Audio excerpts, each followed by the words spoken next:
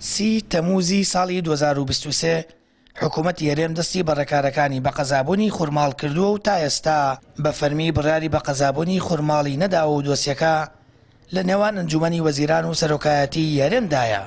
ئێمە هیچ کەسێکمان لەو هەوڵانە هەم یعنی خاو نەبووینەتەوە خاوبوونەوەش نازانین، بەڵام ئیتر سروشتی حیات ئاوایە ناوبەناو گرفتێکەیە ئێمە لەوانەیە لە سەروی قودرەت و توانای ئیرادە ئێوەمە بێ نەتوانین جێبەجەکەین، بەڵام هەر لە هەموو هەوڵانەیان بە هیمەتی خەڵکی دڵسۆز خەڵکی باش ئیشەڵا هیچ گرفتێک نامێنێت. ئەو کەمپینەش ئەڕواتە بواری جێبەجێبوونەوە بە قەزابوونی خورماڵیش بە چاوی خۆمان نەبین ئینشەڵا.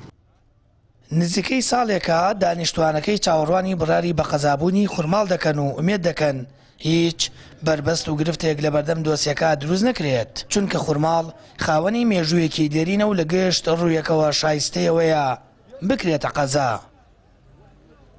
ڕاستی ئەگەر شتەکە بکرێتە بۆ جێبەجێکردنەوە زۆر کارە ئاسانیە کرێت.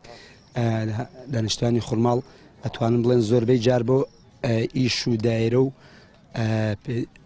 شتەکانیان سەردانی پارێزگای هەڵەبجەکەن، بەس ئەگەر خورماڵ بێ بە قەزا بەڕاستی کاراسانی بێت لە ڕووی دایرە و مامەلات و ئەو شتانەوە لێرە ئەکرێت و زۆر باشتر بۆ ئێمە. وەڵا ئێمە وەکو خۆمان حەز دەکەین هیچ گرفتێک نەیەتە سەرڕێی، ئیشەڵا هیچ گرفتێکیش نابێ ئەکرێتە قەزا بۆمان.